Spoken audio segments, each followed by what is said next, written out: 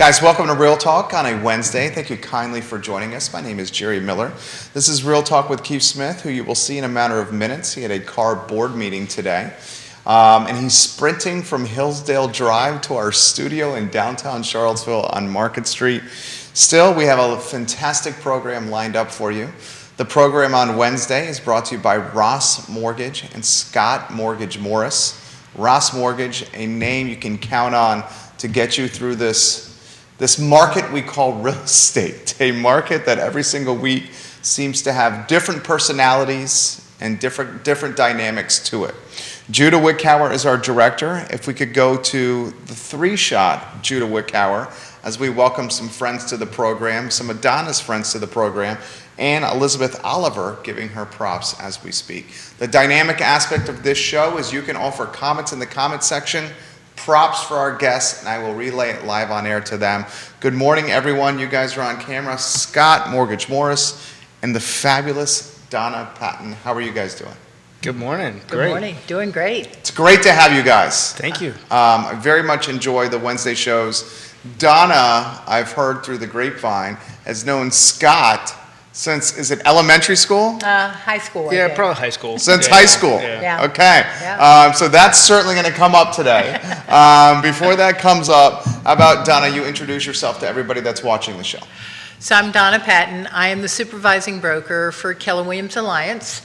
I wear many hats. I am a volunteer with Green Dogs Unleashed, which is a special needs rescue in Fluvanna County.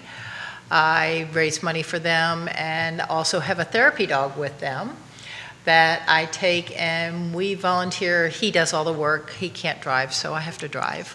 But he does all the work, and we work with children on the spectrum. Love it. Passion of mine. It's just amazing.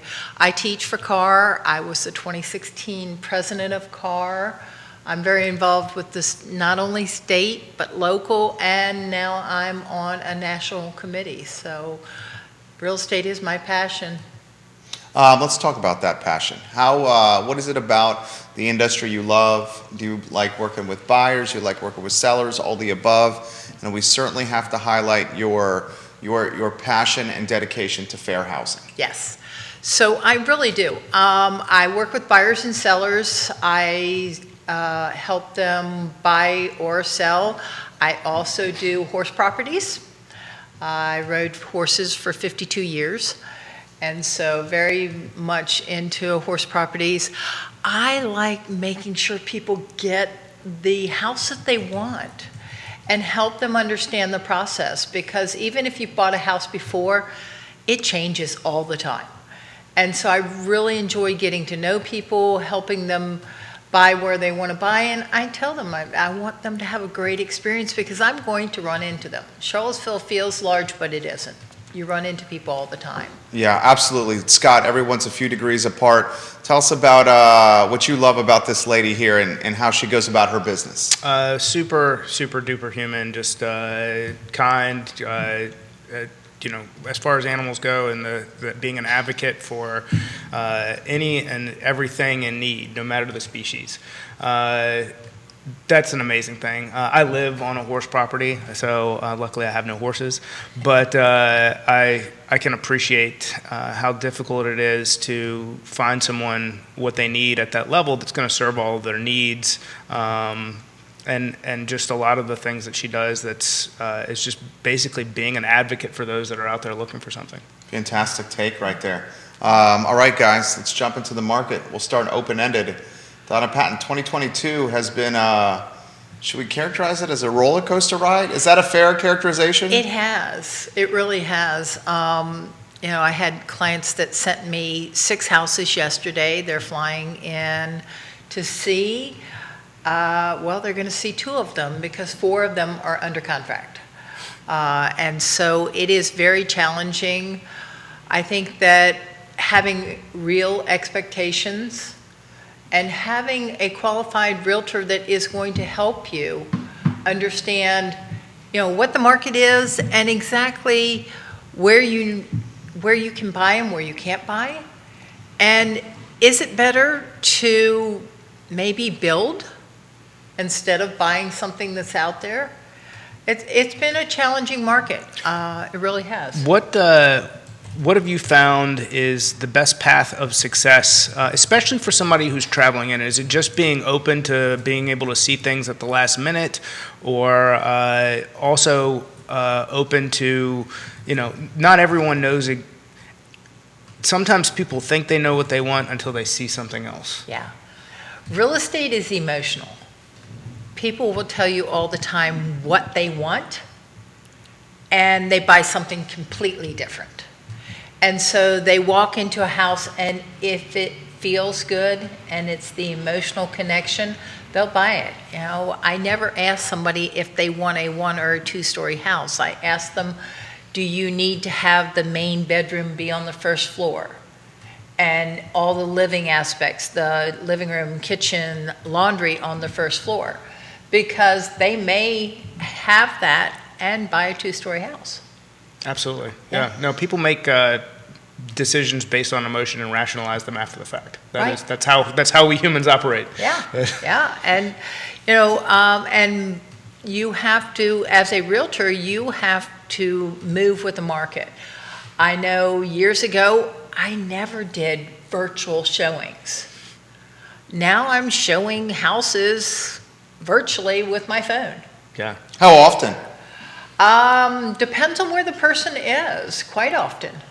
I will show it to them, and my past high school friend and also client flew in from Texas over the weekend to see a house that I had shown her by my phone. Get out of town. Yeah. That's some pressure, isn't it? Yeah. She Yeah. flies in from Texas based on the virtual showing? Yeah.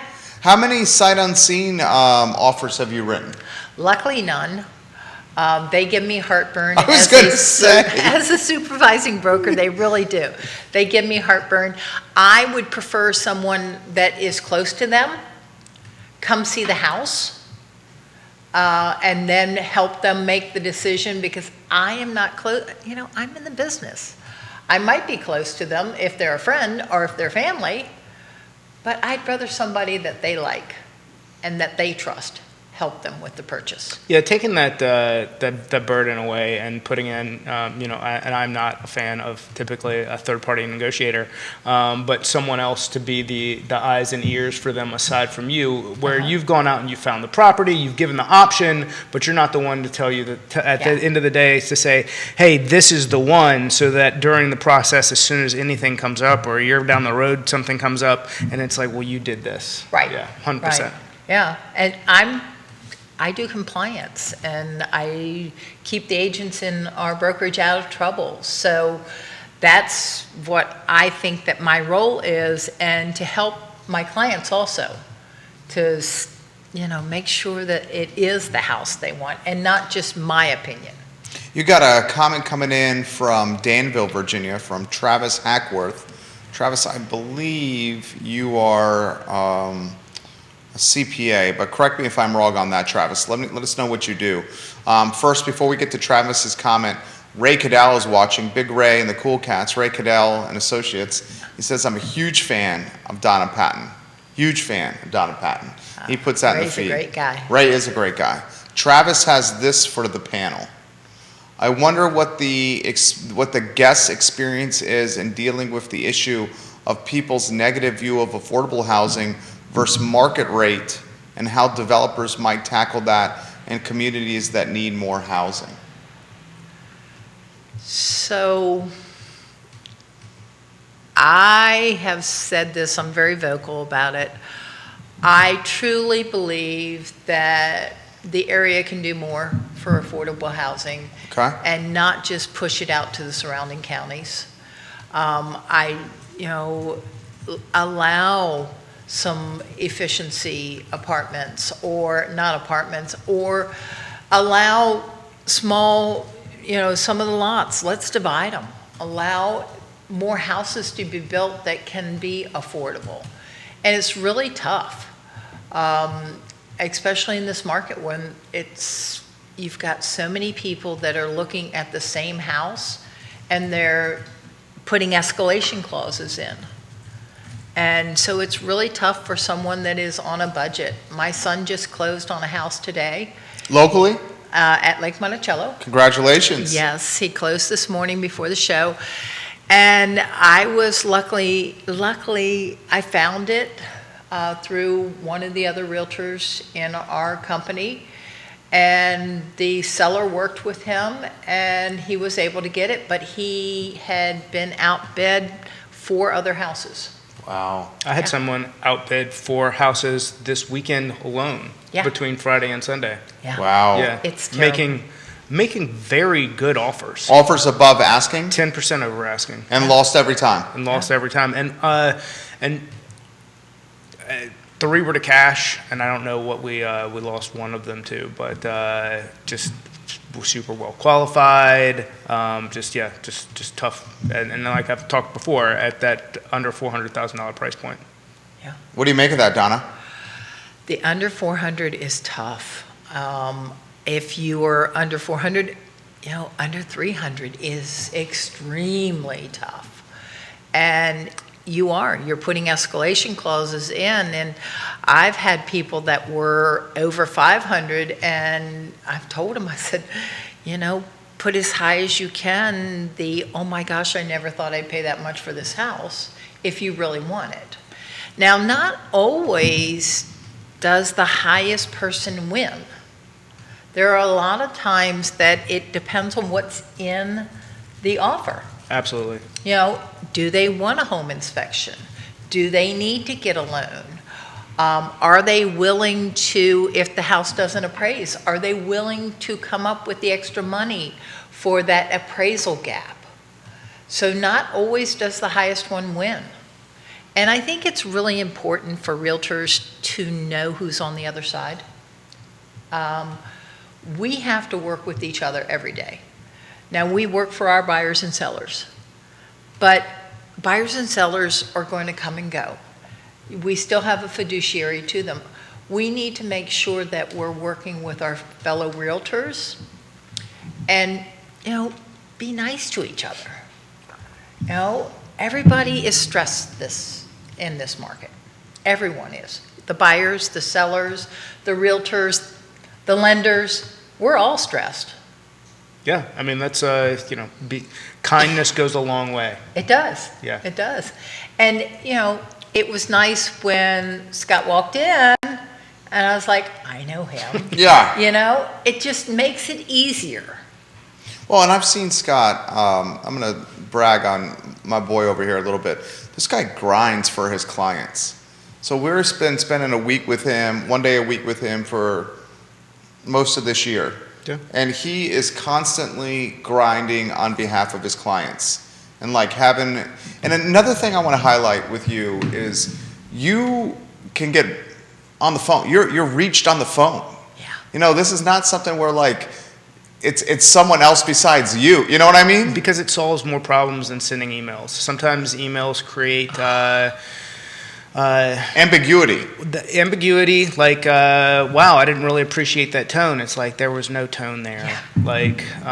But getting on the phone has an immediacy to it that if maybe they've missed emails because they were going to junk. Whatever's going on, a lot of times, and I find that with, say, title and underwriters, there's something just in who they are at what they do to where they only want to communicate by email, which is fine. But when things become time sensitive, if we can pick up the phone and solve a problem, we can be more efficient than 13 emails back and forth over the same topic. And that goes with clients and realtors. And if I'm reaching out to a listing agent to say, hey, Donna had submitted an offer on your property for Jason and Sarah, and I just wanted to let you know that if they agreed to waive the appraisal, they've got the funds to bridge that gap. If whatever I'm supporting, what may not be in the pre-approval alone, but in the offer, and they're hearing it from another party outside of just having that written in the offer, and it gives a level of confidence to having their offer accepted that may not already be there. Great take. Donna, your thoughts on that? Yeah, I agree. Sometimes you just have to say, can I call you? You know, it's much easier if we talk. And, you know, one thing that I think gets several agents into maybe not trouble, but where they don't want to be, is doing deals by text. Everybody's in a hurry and they want to do everything by text. And it's the same thing. There's no tone. Yeah. You know, you may say, that's fine, but not really mean that your person got the deal. But the other side says, oh, great, you just got the deal because they said that's fine. And so I think that we really have to communicate with each other. So Carrie Griggs says we love Donna Patton. Carrie Griggs, a fellow KWA team member right there. We love you, Carrie Griggs. Yes. So a lot of questions are coming in right here. Great. This is from Grayson for the panel. You guys mention appraisal gap and bringing cash to cover appraisal gaps. How many of the deals has Donna done that meet that criteria? Luckily, mine have appraised because they haven't been that much higher. I've been very fortunate. A lot of my clients have brought cash. I have clients that they are going to go ahead and sell and then rent or do a short-term rental, and then that way they have cash coming to the table. Not everybody can do this. And I don't list and sell as much as a lot of people do because You're a supervisor broker. Yeah. Yeah. We've got, 116, 120 agents, so it keeps me busy. Of the of the agents on your roster, can you put on the back of a napkin how many deals are all cash deals? I mean, YRP, we're about to show Yeah. Keith Smith on the show. That's a Keller Williams boutique office. Yes. So let's talk about cash deals and how many back of the napkin are being done. All cash deals. All cash deals, there's quite a few, and it always surprises me because I'm thinking, wow, what happened? 3 years I ago, can't where do was that. all this money? Yeah. I've got, my clients that are coming from Texas, they're cash. And they are, in the upper price range. Does it shock them a little bit to be what Virginia price point looks like versus a Texas price point? No, they're in Dallas. Okay, all right. So Dallas is super deluxe, Yes. super wealthy. Yeah, it shocked my in-laws from Long Island. Yeah. Because the whole not misconception, but the phrase is lower, a little slower. Yeah. You know? It is. Certainly for the Yankees. And they see these price points and they're like, good Lord. Yeah.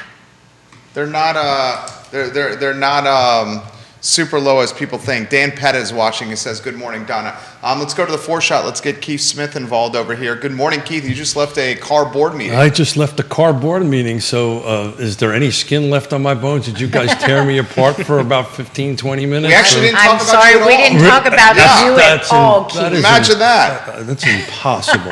See the name? See the name? We didn't talk about you at all. It's impossible. It's impossible. Hey, shout out to Dan, Mustache Stan, the man, on last night's rezoning for Southwood at the Planning Commission. I watched it virtually, but that man was in the audience until I think the vote wrapped up about 10:15, 10:20 Wow. in the evening. Yes, way past my bedtime. So shout out to Dan for Past my bedtime. Mine too. without a doubt. Shannon, did you get a haircut? I think so. Looking yeah, good. do a little Looking, something, do a looking little sharp. something. Looking sharp. So how did the vote go? 4-2 in favor. Interesting. It's a little different than you thought yesterday. Yeah, I was a betting man. I wasn't, I also said yesterday, I'm walking myself back. Thank you. Yeah. I have another board meeting. I have to go. Yeah. I also said it depends on how the public shows up, and that was in Dan Rosenzweig with Habitat for Humanity. It was well organized, well structured from that perspective, and a little shout out to the chairperson at the Planning Commission. That was a hard meeting to manage. I've done that before. That was super hard to manage, and she did a great job of making sure everybody get it. But it was 4-2. It was a little close there. It was a 10th inning. Dan jumped up and was able to address a few items, and I think that swung that extra vote. So ultimately, what it was interesting. I didn't get a chance to talk to Neil at the car board meeting, but it got approved with conditions, which is a strange approval. The bottom line is they want the developer to work with the staff between now and the Board of Supervisors meeting to work through some of these concerns that were in the staff report. So, You got Nikki Chambliss saying Hey, Nikki. hello to you. She's watching the program. A number of questions and folks coming in. Travis, we'll get to your comment here. Let's get to Kevin Higgins' comment here. Erica Renee, Green Dogs Unleash, wants us to talk about Champ, your black lab. I saw some fantastic photos of Champ, Erica Renee. So Green Dogs Unleash, why don't we highlight your commitment to that nonprofit? Yes, Green Dog Unleashed, I can't say enough about them. They are just the most amazing organization. We're always looking for fosters. If you're, in the position that you can foster, if not, of course, money always helps with a nonprofit. But Green Dogs Unleashed rehomes about 450 dogs a year. And we are known across the world, or at least the country, for taking in deaf dogs, deaf and blind dogs, and rehoming these dogs. These dogs were, before Green Dogs and before some of the other rescues, were throwaway animals. People thought they could not be trained because, a deaf and blind dog, what are you going to do with that? And it's amazing. Erica, I cannot say enough good things about her. She's a behavioralist trainer, and so she works with the dogs, and she really helps them. And then Champ. So Champ did not come from Green Dogs. I happened to get him when he was a puppy, but he is the most amazing therapy dog. He just knows what he needs to do with everybody. We go to hospitals, we've gone to nursing homes, and my passion are children on the spectrum. And so we go to Virginia Institute for Autism with him. And like I say, he does the work and I drive. A nearly 100-pound black lab Yeah. that is as tender as a teddy bear. He is. He goes around much like Donna. and makes people happy. All right, so guys, I'll get out of your way here. Rising rates, inventory coming on the market. We have a lot of momentum here and certainly some uncertainty. Who wants to start with those topics? You want to go, Scott? Sure. I mean, as far as rates go, I said last week that we're kind of at a plateau. We're definitely there for now. I think that's going to continue foreseeably, even through next week when we get that 50 basis point move from the Fed. I think for a couple days after that, you're going to see the U.S. 10-year, the bond market continue to be bought back into, which is going to drive yield a bit lower. The last few days have been really good. We've seen some positive reprices from where we were the weeks before, meaning that we've seen in the last probably 5 business days or so about 80 bip move in mortgage-backed securities, so we're about an eighth to a quarter better in pricing than where we were. I think that's going to kind of plateau. Down. We've come back down a little bit. And I think that's going to continue. I take it back. It's not going to continue to get better. I think that we're at where we're going to be for a little while this market figures itself out.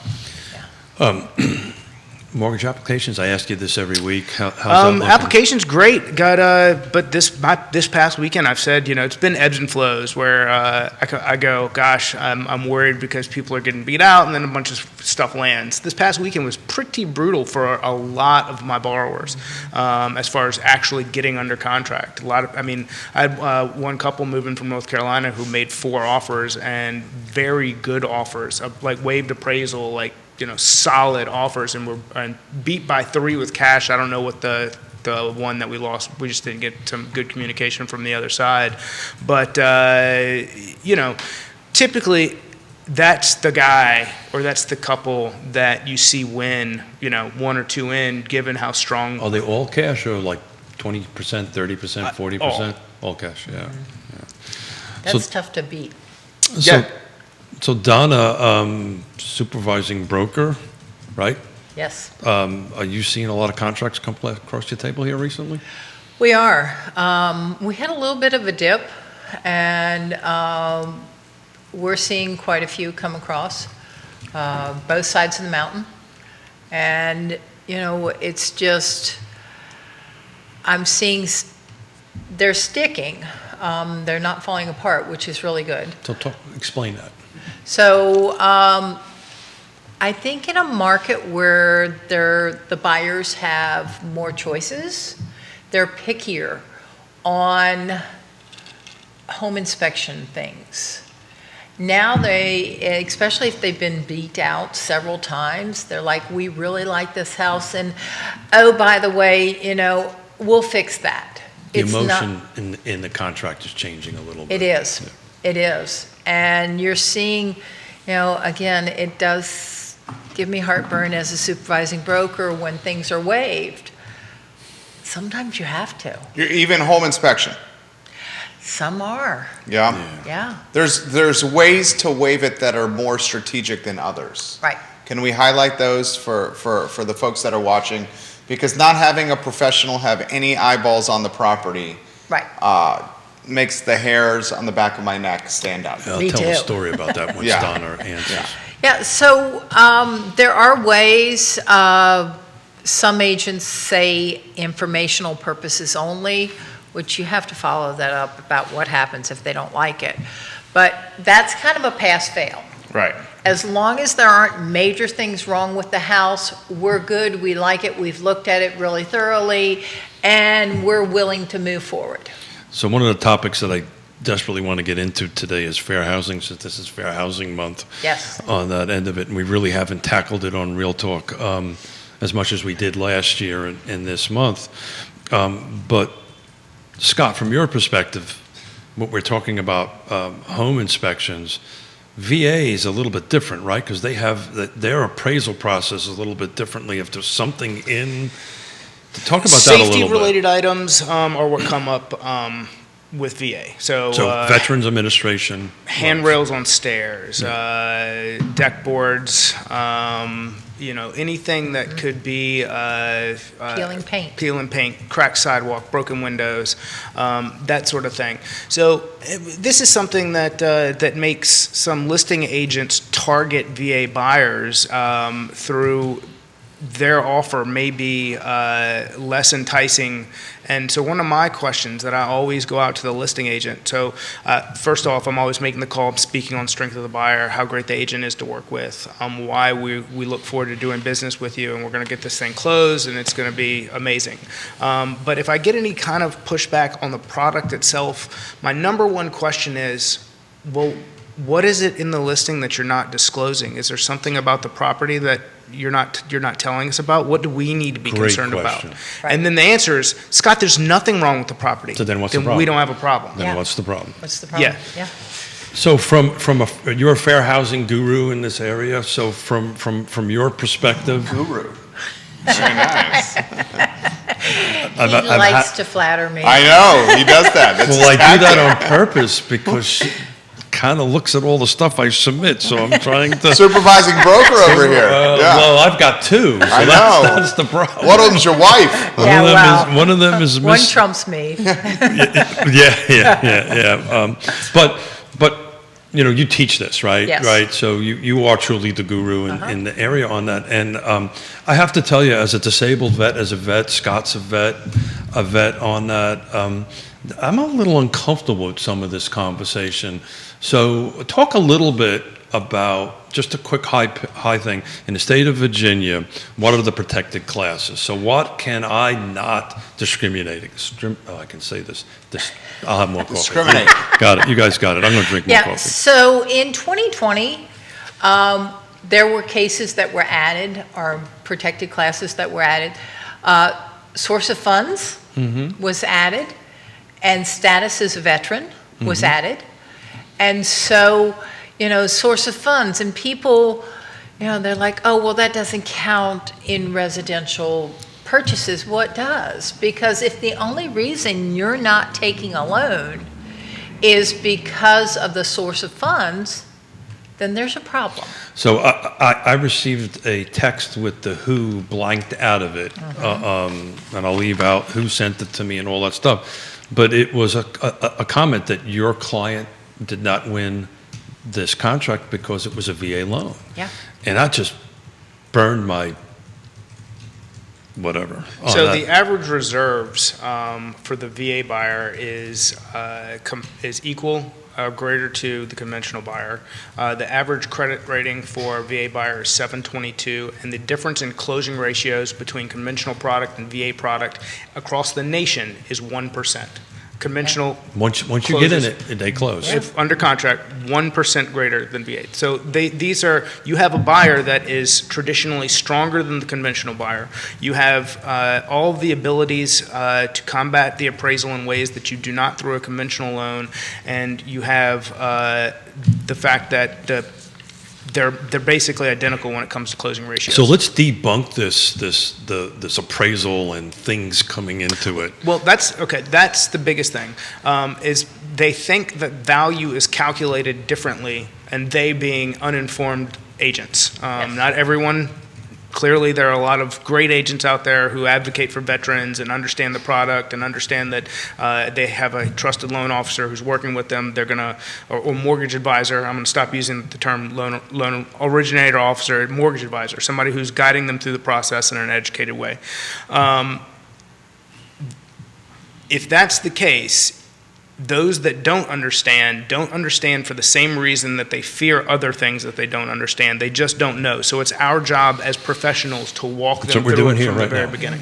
That's what we're doing right now. But the point that I was trying to get into is that there seems to be this misconception that the appraisal, something should pop up in it and I have to fix it, right? The seller has to fix it in a VA thing. But Donna, in a normal conventional appraisal, if in the appraisal, right, we don't have home inspection, we waived all this stuff, but in a normal appraisal, the appraiser, for whatever reason, says, declares it subject to. Let's say that they've gone in and let's say that they tore all the cabinets off the doors off the. Let's say somebody bought a house that needed some work, and they got into it and they realized maybe doing all this work isn't for me, and then they turn around and list it. An appraiser is subject to the opinion of, they could demand that the repairs are completed before they give value to it, if they think that the situation has created a functionality problem. So Woody Fincham at Fincham Associates is just a recent sponsor for the show, which I'm so thankful for. Sat to the right of him today at the car board meeting. He's going to come in and sit down with us the first Wednesday of May to talk about appraisals in depth. The point I'm trying to make is though if there's a conventional appraisal and it says on it the handrail is not safe. You can have in a conventional appraisal say that must get fixed before closing. Absolutely. Yes. And the point I'm trying to make is that's a possibility regardless if it's a VA or a conventional. Is that a fair statement? Correct. Yeah. So therefore you shouldn't be doing it, period, to a vet, in my opinion, but that's a whole different subject. But in reality, it's valued as better, right? And a conventional could potentially have the same issues. So why not accept it? I don't get it. Yeah. So from a fair housing perspective and a supervising broker? Yeah, there's really no reason not to accept it. Now, of course, you always allow your seller to make the decision, and we know that the agents are helping them with that. And when I do multiple offers and have on listings, I only put the facts into the spreadsheet. I don't put the people's names. I put the prices. I do put what loan type it is and what they're putting down and whether they're going to do the appraisal gap. But, and I tell people, their VA loans, they close. So They really do. And another thing that I don't think people realize is it's not only the appraiser that may throw a condition in. Your insurance company may throw a condition in. I just had that happen. They said, you must have a certified roofer come look at that roof because it's original. And before we insure it. that stops the closing process, It correct? does. Any Yeah. thoughts on this? Yeah, no, 100%. I've also seen, I've seen pool fences come up as well. Yes. So when it comes to odd things that nobody saw coming. Yeah, I mean, that's, ultimately and one of the things when we talk about in the spreadsheets and money down, I've had agents say things, there's nothing that really pisses me off more than hear someone say skin in the game. It's like, their skin in their game was their service to the country that gave them a product that that the other clients or offers don't qualify for. Right. That's their skin in the game. Yeah. Yes, I agree. Can you turn that into a sizzle reel, please? A highlight reel. That was passionate and that was Yes. good. Yes. Kevin Higgins, multiple questions for you guys. We've dubbed him the King of Greenwood because of his contributions to this network. So 2 comments. Are we living in a real estate calm before the storm?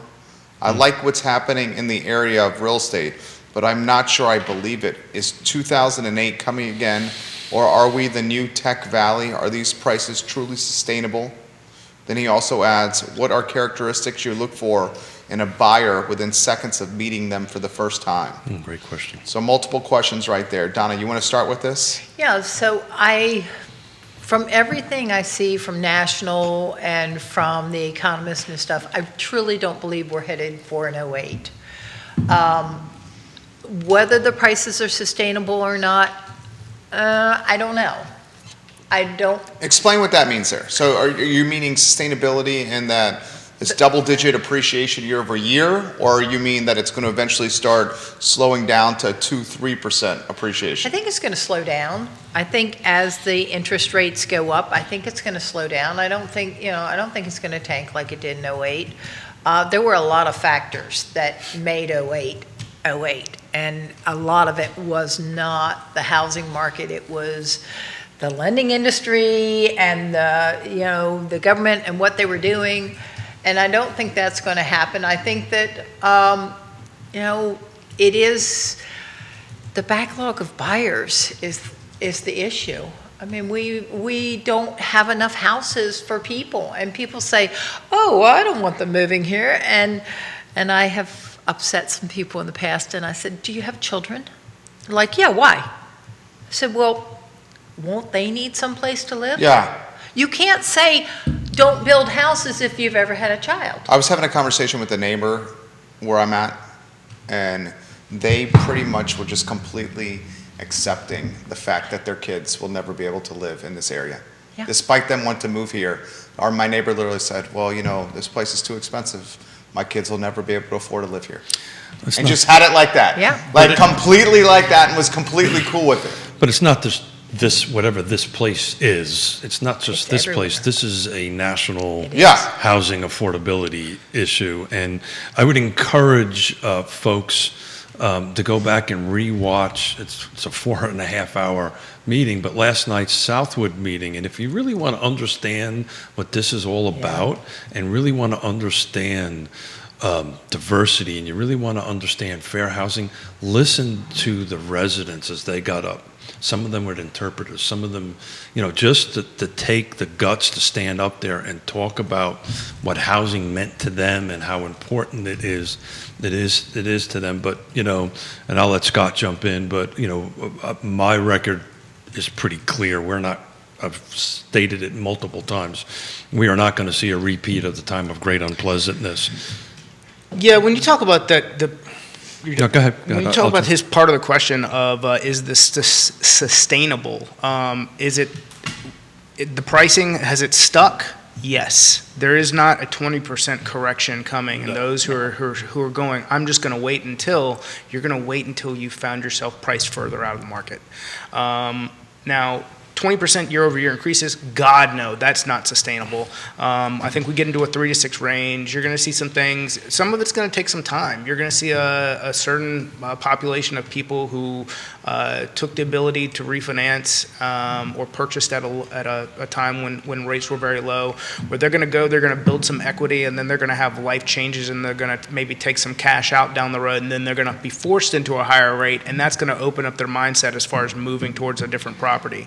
but there's going to be there's going to be some time involved in getting there. And I think we're probably 3 years into that. And then hopefully in that 3 years, we get some new construction, but we're definitely going to go through a time where we're stuck in a very tight inventory environment. And that doesn't mean that there's not a lot of success out there to be had for those in the industry and for those who are out there looking to buy a home. If you're buying at a rate now that is higher than the rate was a year ago, that doesn't mean that that life is treating you unfair. Or that you made a bad decision. Or that you made a bad decision. Yeah. As soon as you purchase and you are building equity, you are in a better place than you were when you were paying rent and not building equity. Yes. So- Great take, Scott. Yeah. So tune in on Friday when we're going to have 2 city councilors sitting in the seat, because I'm going to outline that exact scenario on a land trust project on Nassau Street. So look, I talk about this all the time. Pool as buyers is super high. Inventory is going on right now. It was funny. I was at the baseball game with mom and dad, and the guy in front of me was go, "Hey, I seen your face somewhere." And my answer was, I don't owe you money. I don't know what you're talking about, right? But it goes, "Well, hey, I know you're enjoying your family, but can you tell me where the market's going, right?" And look, the explanation that I've been giving right now is with this 5 or 6% and potentially 7, because I personally think that's where we're going to end up in 12 months or so from now. Just that buyer pool's coming down, but what's doing, it's carving off the first-time home buyer and the people that have cash that can buy down interest rates. So we might want to talk about that. Not just buying down rate. The cash problem that I see is where things get tough at 350 and below. Is that still where there's investors who are going out saying, I can buy this and rent it for X.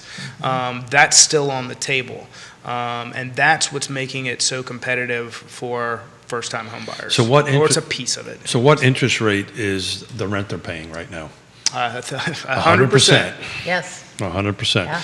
So I'll tell you, the only thing in that question that scares me is an email I got this morning, not from you because you're a pro, but the only caveat out there. Adjustable rate mortgages. Yeah, thank you. Yeah. Jerry reminds me constantly that this lives forever. So I had a 5.1 at 3% or something like that. Are we going there again? I mean, I had 2 agents text me about it yesterday. So yeah. I would So say what's happening with that is this market, these buyers that got carved off because they don't have the cash to say, okay, instead of buying, financing, and I'm just picking numbers, buying a house for $350, financing 100% of it or whatever it is, they're going to say, okay, I got $50,000, I'm going to finance $300, so my monthly payment is at where it was at 3% or whatever it is.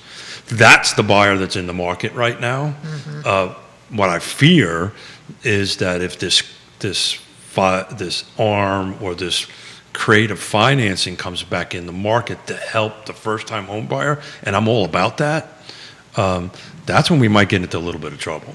Do you buy that, Scott? yeah, I mean, there's some of it, but my concern. I'm not saying it's going to happen. I'm saying if that. I'm with you. I think my opinion on it, though, is that a lot of investors don't want ARMs because they don't want the short-term debt. Because my argument is, I think that we're going to be at a lower interest rate period by the time they adjust than not. So we can't bet a mustache on that because you ain't got one. So. Yeah. It grows in gray. I'm trying to stay blonde. Somebody So said someone does an ARM, and it's a 5-year adjustable ARM. What happens? If the rate drops, do they have to wait the 5 period, or can they renegotiate prior to the 5 period? they could refinance out of it if it went lower than where their current rate Which they is. won't do because it yeah. costs them money. I mean, It has to be substantial. It would, yeah, I would say it would have to be probably. It really makes sense at 0.5% or better, but you'll see people pull the trigger at a I mean, quarter. the 5.1. Well, just to get out of the risk, you'll Right. see if it, let's say Yeah, it got that's to a the different story. same rate, you'll see people who it would make sense for to get out of the risk. To lock long term. Yeah. So why don't you take a second and explain what a 5.1 arm is or how that actually works? It after a 5-year period, it'll adjust. It can adjust up to 1% greater based on the LIBOR, which is It's a bit complicated. and then it can then adjust another 2 years after that. So the fear is if I take a 3% 5-year ARM right now, and 5 years from now, interest rate's 10%, right? What would my interest rate be on the 6th year? There's a couple other factors there. Got it. It's not But that let's simple. hypothetically say, so in the 6th year, it could go up as much as, let's say,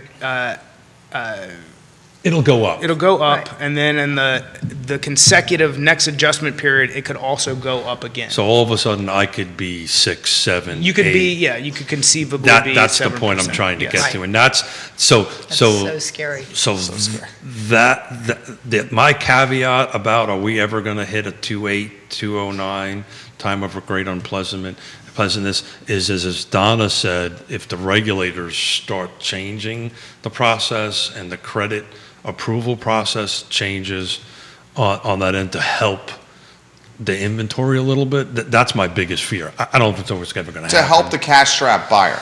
Thank you. That's Yeah. that's what I'm. Your thoughts on this topic, Donna? Yeah.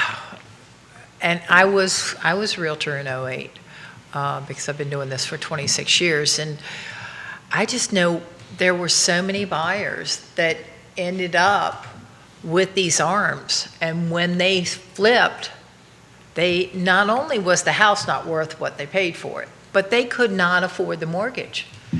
And so that is scary to me. It really is. Look, I'm not trying to do doom and gloom. Right. It's just something that we're going to be looking at every Wednesday. We do. Right, to say, hey. Because the ARM offers an advantage to the buyer that does not, especially the first-time home buyer. You know who it's great for? It's me. Let's talk about who it's great for. It's Not great just for that, me. not just that person. Let's talk about people moving into this area specifically that it's good for.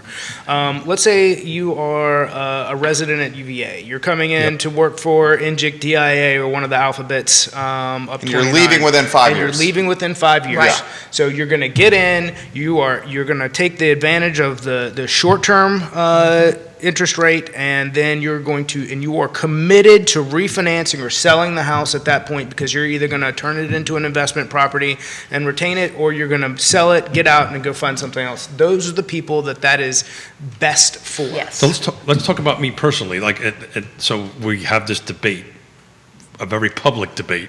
Mrs. Smith and Mr. Smith are Sell having your home, Keith. about Sell selling- your home. to sell a house. And look, Yeah. let's face it. And this You're not is getting any younger. You can't sell it for more than right now. I heard that, by the way. I have new hearing aids. I heard that. New hearing aids. I have new hearing Yeah. aids. I actually, this is a scary thought. For the last 2 to 2.5 years, I couldn't hear what I was saying. Now I can. It's a scary thing. I just got to tell you. So, look, for Yonna and I, it would be a great thing, right? So we would sell our home. We'd have a little bit of cash out of it. Frankly, I don't want to buy something at $800,000 at 5 or 6%, but I'll buy something with a 5/1 ARM at 3% or 2.5%, because I know in 5 years, right, I'm going to be 65, or whenever we do this, 70, in that range, and I know for a fact we're going to be moving someplace else. That's going to happen at some point. So I'd be all over it, because now the math works for me. Right. On that end of it. But if I'm a first-time home buyer, man, that Yeah. I don't know if that's good advice. Well, yeah, no, I agree with that. I think that that's the main thing is for someone who also talking about hedging risk. So why are you putting somebody who's making a first purchase, who is in the beginning stages of a career or starting a family, who may, or you don't know are they married, not married, what that future looks like for them, to where they're going to be forced to make a decision in 3 to 5 years. Whereas somebody who has some capital, they've made, they're in a more secure position, and has the, even if they're unhappy about it, nobody likes change. They could have a developed plan to go out and make a move that, they're less likely to put themselves in a bad position than somebody doing this for the first time. So we talk about trusted advisors all the time on Real Talk, right? And this is the reason you need a trusted advisor to help to go through here. What I'm a little fearful for is that this first-time home buyer, these younger buyers are so desperate, right, that they might end up making bad decisions without having the trusted advisors at the table. And I'll go back to talk about a home inspection issue, but that wraps that up. But I think Jerry. We're in that level of desperation. Yeah. Yeah. I mean, it's in that realm. Here's an agent, Will Nafay, watching the program. Okay. And Hey, Will Will. says, Scott, I was in the position that you were in this past weekend as well, 0 for 4 on offers Yeah. this weekend. And Will said all his clients put in great offers. We went 0 for 4, all of them outbid on this past weekend. But the question, Will, was the multiple offers greater?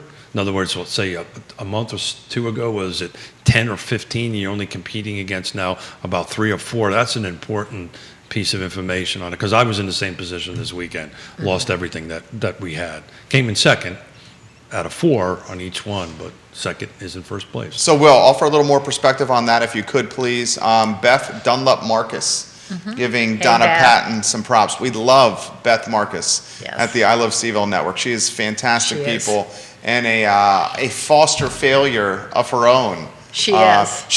Beth Dunlap Marcus, a lot of people don't know this, probably fosters the most amount of dogs of anyone maybe in this community. She's a dog midwife. She's a dog man. We love you, Beth. Yes. Jack Crocker, hello, welcome to the show. Michael Sargent, hello. Bailey Lloyd, hello, and welcome to the program. Donna, your thoughts on some of these topics that we've been talking about here? So, you know, I want to circle back around to fair housing and what happens with all of this market and our area. Because as we continue to watch this market and people getting beat out, is it making people move further out? And 100%. you know, drive till you qualify is a horrible thing. Because what happens if you have 2 cars, you have 2 people working, one of the cars breaks down, they lose their job, they no longer can get there, maybe they have a child that is in a school that is far away and they get injured. You know, I really believe that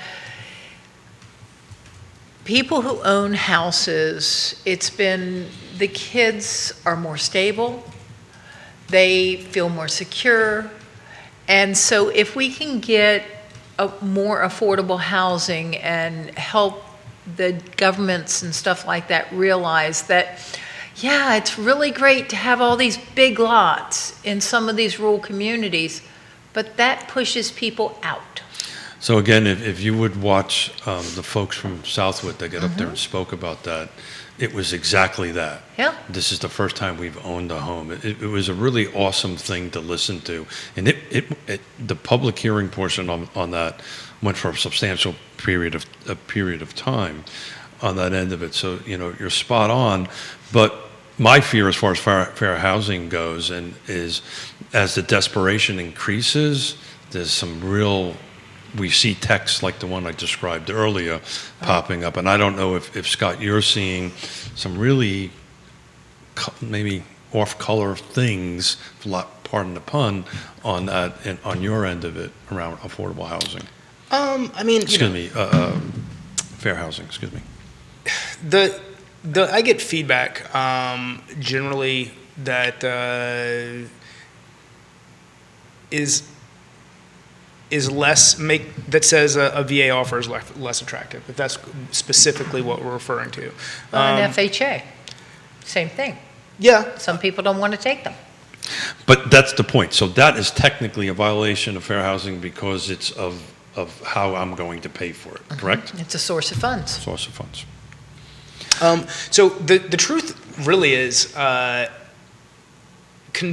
think conventional is, in a lot of cases, a less attractive product because the other side doesn't know what the the true qualifying aspects of that pre-approval letter are. So if you've got someone with less than stellar credit who wants to put down mortgage insurance and, put down 20% so there's no mortgage insurance, but they're on like an iffy. A bubble? Yeah, they're like on the, does this truly run or prove eligible? If that work wasn't done on the front end, you're out there as a listing agent facing as many vetting the quality of these pre-approvals as much or more so than the actual offer itself. And that's why having a lender who can take the time to, reach out, solidify what you're receiving on paper with a text, a phone call, something to show that these buyers are the most qualified. I don't get to see what the details of the offer are, but at the same time, I might ask a couple qualifying questions. Hey, is there anything that you want me to reiterate to the listing agent when I talk to them? Hey, by the way, Joe, the offer you received from Donna for Keith, there's no home sale contingency here. Whatever it is that a bell that we need to ring to make that look as strong as it actually is versus what it's up against is, what we want to reiterate. Mm-hmm. The best tool available to a buyer's agent who's trying to sell a home is ask the seller agent to call the loan officer, or what are we calling it now? A mortgage advisor. Mortgage advisor, excuse me. Yeah. The mortgage advisor, so that you and the listing agent can have a conversation without me involved in it about the strength of the fiscal ability of the buyer. That is a tool that, frankly, in today's market, again, I will leave names out of it. I was showed a home over the last weekend, that in very bold letter in agent notes, it said, "Don't call me." Literally, they would not receive phone Wow. calls. So Mr. Miller knows what I did. What did I Picked do? up the phone and I called him. picked up the phone and called them. Yeah. That particular, he or Yeah. she, whoever it might Right. be. They didn't take my phone call, but I relentlessly called them until they did. And I said, "Look, I want to talk to you about your listing, tell you about my buyer, okay, blah, blah, blah, blah, blah. I'm trying to get, just a basic conversation Right. about it. How's your showings going? Do you have any offers?" Just some very basic professional thing. But it was in bold letters, "Don't call me." Well, it's Right. because we're in a market where some people don't believe that they need to really do their job. Well, they're resting Yeah. on their laurels. They are. Yeah. Because for so long, it's been gravy train. Yeah. And Elizabeth Oliver, there's also an issue with first-time home buyers who receive down payment assistance from organizations like Piedmont Housing Alliance. Yes. Yeah. Let's talk about that. Yeah, so the interesting question. So PHA, Piedmont Housing Alliance, in full disclosure, I am the chair of the Piedmont Community Land Trust, which we are now merging with PHA. So we'll disclose that and get that out. My supervising over. I wanted to make sure that I got that out there. So the reality of it is, in most cases, it's a second loan. Yeah. In most cases, it's a second loan. So that's why it's important. If it's a grant, that's a different animal, right? But most, Because the grant doesn't have to be paid back, correct. Right. In where the loan does. most cases. And that's going to raise some red flags with what you do. No, the biggest No? problem Is your with, the loan biggest problem with grant is once you say the word grant, like I don't sell the grant to borrowers because as soon as you say that, they hear zero.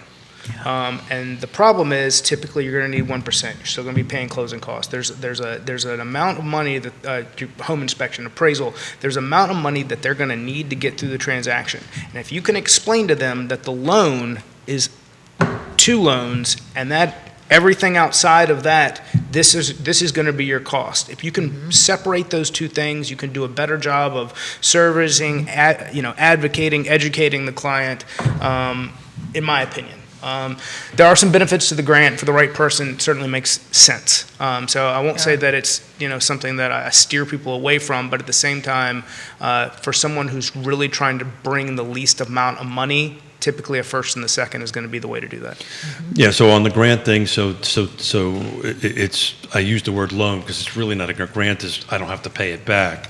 Generally what happens is, depending on the grant product or the down payment assistance product, if you're in the home for so many years, then it decreases, right? Yes. So they're very different. Some are 5, some are 10, some are 15. There's multiple plethora of options out there.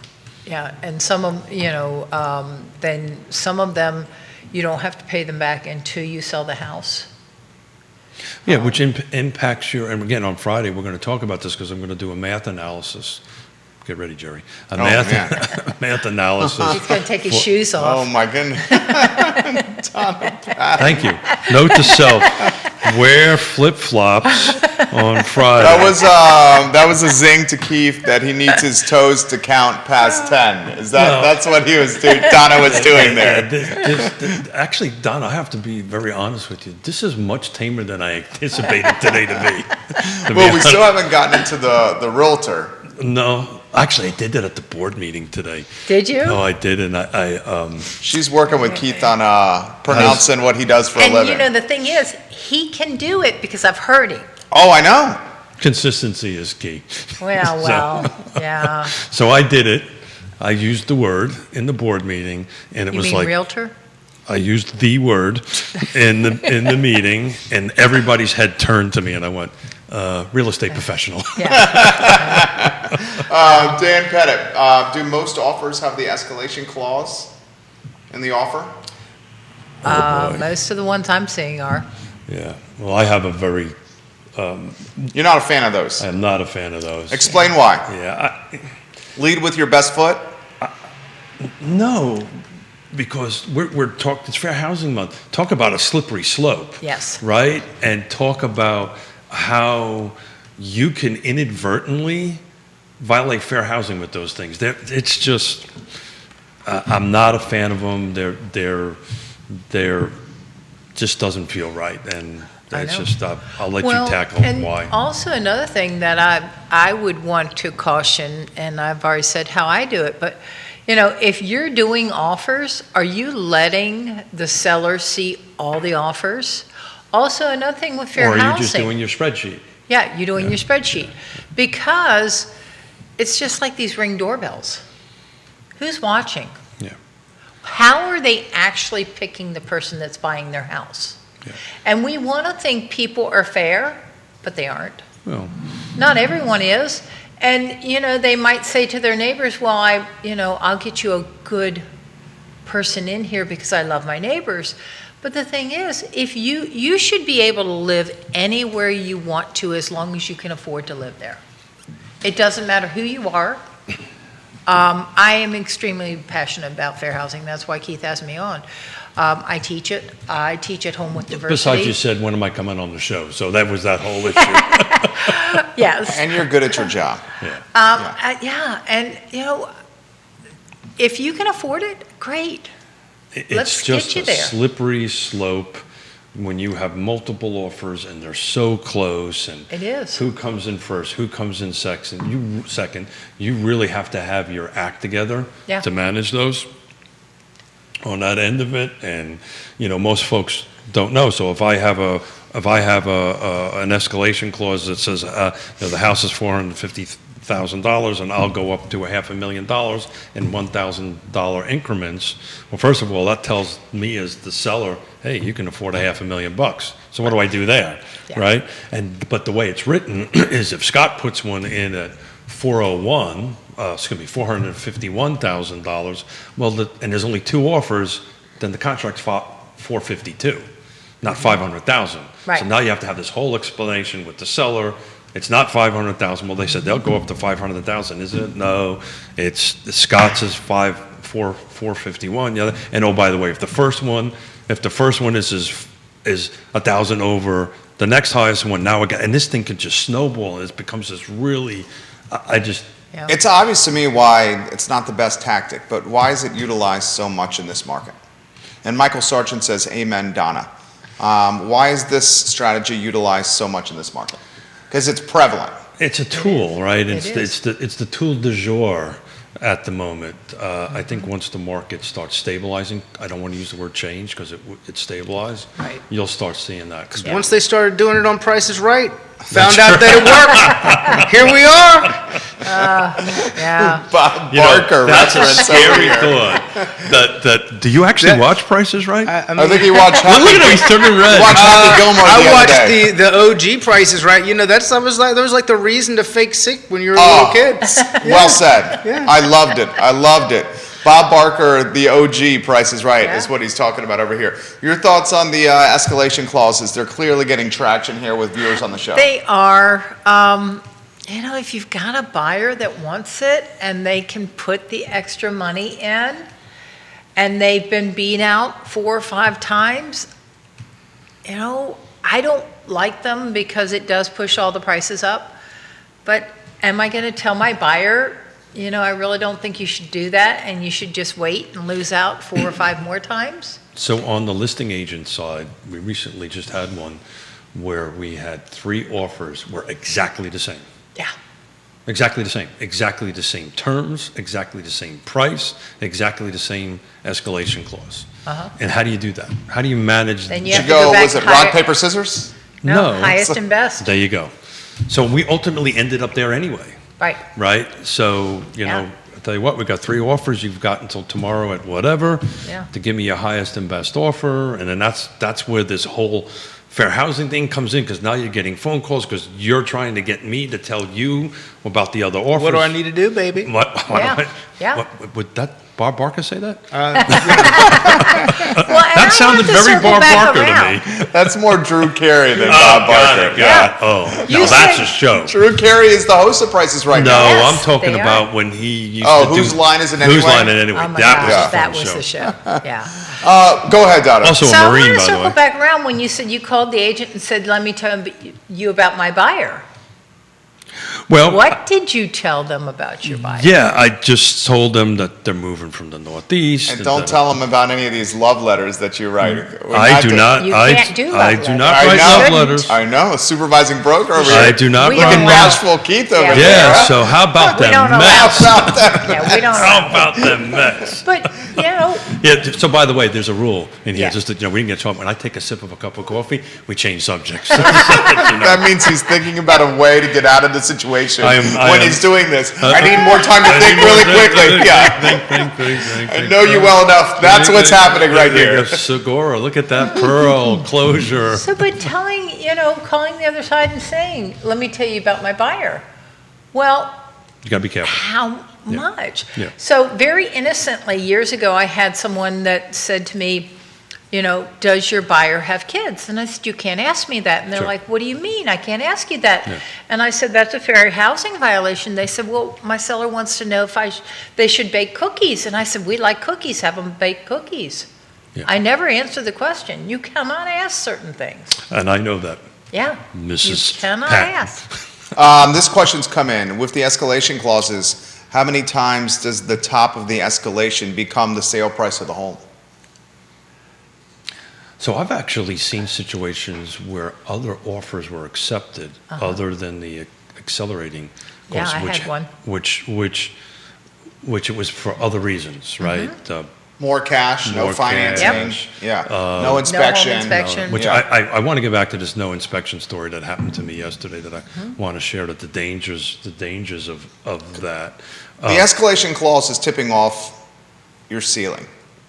So I guess the question's coming in, if you're escalating, if you have an escalation clause, isn't the seller just going to go to the top price point? But they can't. Unless they can, well, they can't. That's the Unless it pushes it up there, So if the other offers do. is Yonna watching? Your wife watches everything you do. I know that. Yeah, everything you do. As she should. Yeah, Yeah. she should. She has a should. mini camera on you As everywhere she, you as go. she should. as she You should. should explain this though, of how. Well, not explain it. I want to ask Donna a question. Yeah. As one of my supervising brokers. Can you believe that? That's crazy. Well, he's the only one that needs two. I've been waiting for it. I've been waiting for it. I mean, he's 3-4 days a week here talking about what he does in very public setting. I see why he needs 2 over there. You're not helping me, but I know, I I thought you know. were my buddy. I know. This is a good topic though. This is a good topic. So I've got 3 offers, and this is a question. Uh-huh. Just bear with me for a minute, Scott. I've got 3 offers in here, right? Accelerating clauses, yada, yada, yada.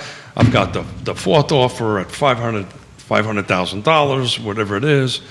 Why can't I just scratch out the escalation clause on that, have my client sign it, initial that, and hand it back and say, our counter's $500,000? Why can't I, can or can I not do They that? can do That's that. what I thought. I'm not sure that the agent on the other side is going to say, wait a minute. No.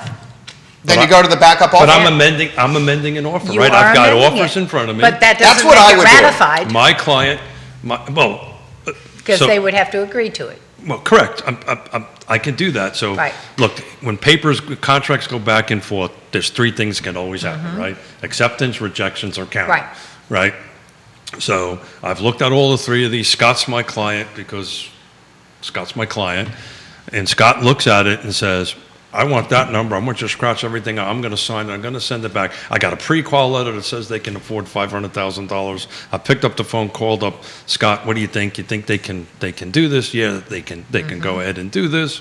I've done my homework. I think $500,000 will appraise or whatever it is.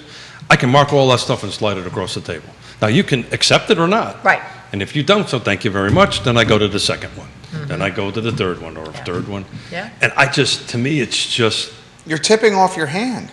Yeah. look, It's like having pocket aces and then an ace on the turn, and you're basically telling people before the final bet that you're So- going to win the hand. So here's the risk at that, from a buyer's perspective. I can lose all of them.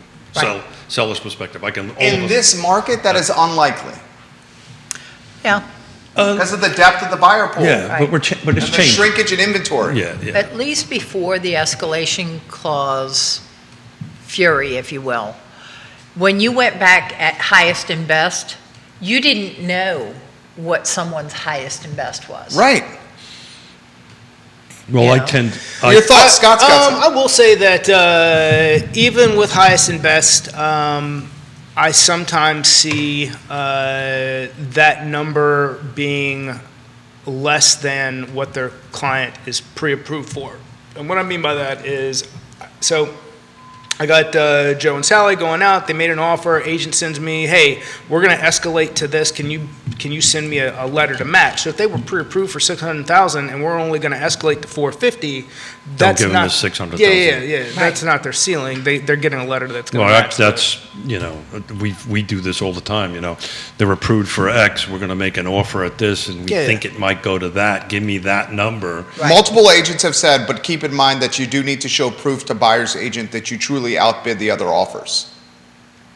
I disagree with that. Donna? You do.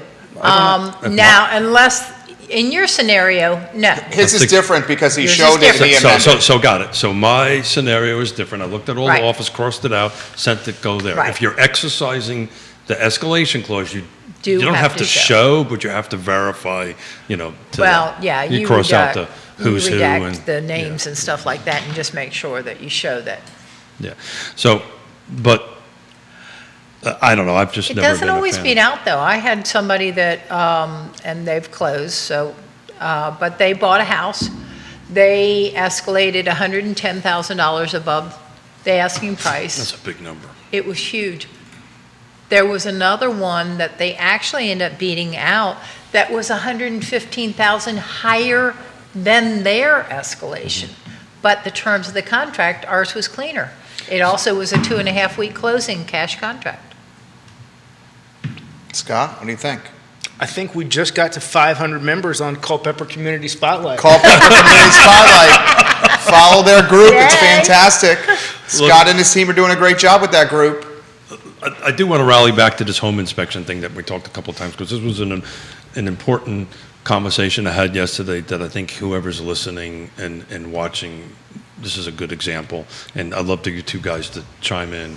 I'll leave who, what, when, and where out of it. Mm-hmm.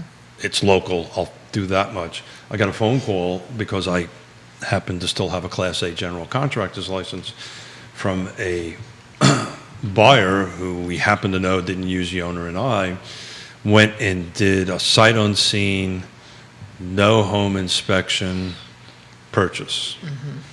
And the house this was a young couple, used all their cash to buy it. Home has black mold in it. Oh, no. I can use the M word because I got a license that says I can. Black mold, structural problems in the attic. And turned out to be, and this may be the saving grace, it was a, help me out, Donna, here, meth lab. Oh, and it wasn't disclosed? That was not disclosed. Oh, So they can get their money back? Well, I've referred them to an attorney is what Yes. I did. But He only plays one on TV. Yeah, But- stayed at a Holiday Inn Express. There's remediation companies for that now. Yeah, ISC. Yeah. well, I don't know if they do particularly meth labs, I was but more You have- mold, the mold. the mold end of it. I don't know yeah. many local Yeah. companies that are doing meth lab remediation. Yeah, so, well, I think that's what Scott I'm was saying it exists, and we're close enough to, I'm not gonna. I thought he Stop, meant the stop. mold. Yeah, I thought he meant the mold. So the conversation, I was there. I was, okay, look, we got ISC. ISC can help you with this, da-da-da-da-da. Let's reach out to Scott, see if you got any equity built into it, see if you can get a little cash, until they showed me the documentation on the meth lab. And I said, no, Wow, you yeah. need to talk to a lawyer. Yeah. The point is, this young couple got desperate. And they're people we know since they were zero, and just felt embarrassed to call us Wow. until it got beyond this point that, look, we need help. So, Yeah, please and be it's careful scary. out there. And even if you don't have a home inspection, there are still things in the contract, unless they're crossed out, that says, and I only know these things because I look at them all the time, but paragraph 16C says, if you don't have a home inspection, the following things still have to work. And Correct. unless that's crossed out, you still have to have things that work. And you still have a walkthrough. So one of the things that Yonna and I do, So they're outs, There are, is what she's saying. well, if the window doesn't open or it won't stay open at the walkthrough, well, you have to, He's not a You have big to be fan of careful. these outs. well, it's not that I'm not a big fan of them, but just to quantify it, if that window was the same when you did your initial walkthrough and you signed the contract, Right. then it is not an out. Right. If it was working when you did the walkthrough and wrote the contract and walked through it, I actually had a situation Yes. once where a piano went through a front door. Ooh, And, They're really heavy. How did that happen? I think alcohol was involved. That's I There may you be go. wrong. he threw it down the That's stairs. No, what- it was not me. It was for a buyer. Don't ask me to help you move. It was not for me. It was for a buyer. And Elizabeth Oliver, I've had two similar offers over the escalation ceiling. Both offers were the same. We asked for the highest and best. My client went with the lower offer with better terms. It was $25,000 less than the highest offer. Flexibility and terms are important. Amen. Yeah, they are. And sometimes it's when are you going to close? Or can I rent back? That's a big one now. Want to talk about that, guys? Do they have the flexibility to let you stay a little bit Seller longer? possession.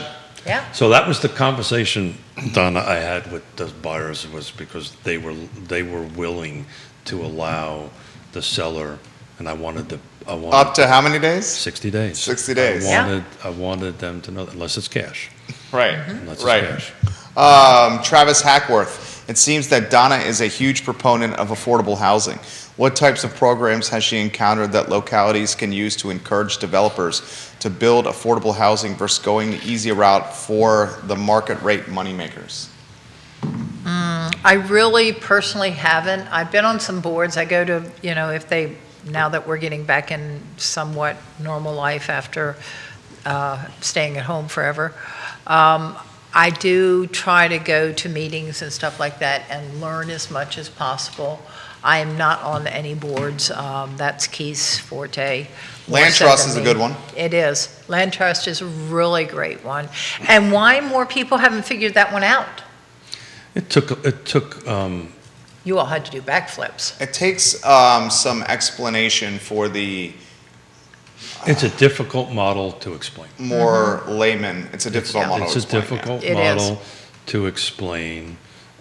Part of the reason for the success is the team that's part of the land trust, and chatting with folks on a regular basis. We just recently got $625,000 from Albemarle County, which is huge, to put 12 new homes in the ground. That 625 will generate about $3.5 million worth of affordable housing for folks making between 50 to 60% AMI, and those will be in the ground and occupied by the end of this year.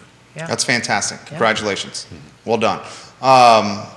Scott, Donna, and Keith, how about some closing thoughts on the Wednesday edition of Real Talk with Keith Smith, presented by Ross Mortgage Morris? Scott Mortgage Morris. I'll keep ringing the same bell. As Will was talking about, Keith, if you are out there being an advocate for your client, and they didn't hit the wins, it's ebbs and flows. We see more inventory come on. We see more offers get accepted. We go through some times of struggle. Educate your clients. Keep them positive. Stay positive yourself. Go out, put your best foot forward, and be kind and engaging with the other trusted professionals, even if maybe that's not even if you're getting don't call me's and things like that. The more that you go out and advocate, the more success you and your clients are going to find. Yeah. Good take. Yeah. I agree. You need to make sure you have a realtor, whether you're buying or selling. You really need a realtor that knows what they're doing. Meet with them, let them know what your ideas are, what your goals are, and, again, play nice with your fellow realtors, and make sure you have a trusted mortgage advisor that you can actually get to answer the phone on a weekend or in the morning. Not all of them work on the weekends. And the Scott thing, does. Yeah, If I you're know working, he does. I'm working. Yeah, we work a lot, and just I think everyone at this realize table that this works is on the going to weekends. change. Yeah. What's the weekend? Yeah, right. Yeah, That's what happens when you go into business for yourself. Everyone wants to go into business for themselves until they realize that they're working on the weekends and the holidays. Right. And after 6 o'clock and getting texts from the distinguished gentleman at 5:45 in the No, morning. I You've have- changed that. When was the last time? No, I've done- you've changed that. Stop tossing me on the You've bus. changed When that. was the last time that It's happened? gotten so much better. When was the last time that has happened? It's been a little while. This sounds like a conversation with my wife. It's When been was a the little last while. time that happened? When was the last time I did that to you, Jerry? It's been a little while. Okay.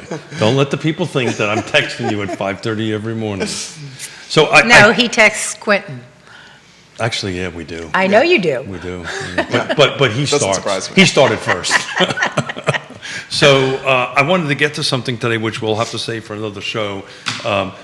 Competence, right? Professionalism beats cash. And there's about 6 or 7 tips that I wanted to talk about. So we'll save this for another show. That you can beat cash in contracts. There's some tips that we can do this. So we'll talk about that in a future show. So Friday, Juan Diego Wade and Lloyd Snook. Juan Diego Wade and Lloyd Snook. We're going to talk about updating, hey, what's going on in the city of Charlottesville? Budget's over. What's going to be going on with that? Going to take an opportunity and I've been working on it, how to explain the wins that we've had on the resales on the land trust on Nassau Street. And so we're going to tackle that, and housing affordability, which we're all passionate about. Yes. I love it. I'm looking forward to it. Real Talk with Keith Smith, Ross Mortgage, and Scott Mortgage Morris. Donna Patton was unbelievable. Thank you. Thank you for coming on. Yeah, Well, the thank expectations were high. You surpassed them, like you always do. The show archived at realtalkwithkeithsmith.com. Check out the new website, realtalkwithkeithsmith.com, and I encourage everyone watching the program to like the Facebook page, Real And Talk share with it. Keith Yeah. Smith, and Yeah. share it, guys. Judah Whitcower is our director for Keith, Scott, Donna. My name is Jerry Miller. Thank you kindly for joining us on the Wednesday edition of this show. Take care. Bravo. You'll tell us when the mics are off here. And did you notice I can't find my phone, and I have that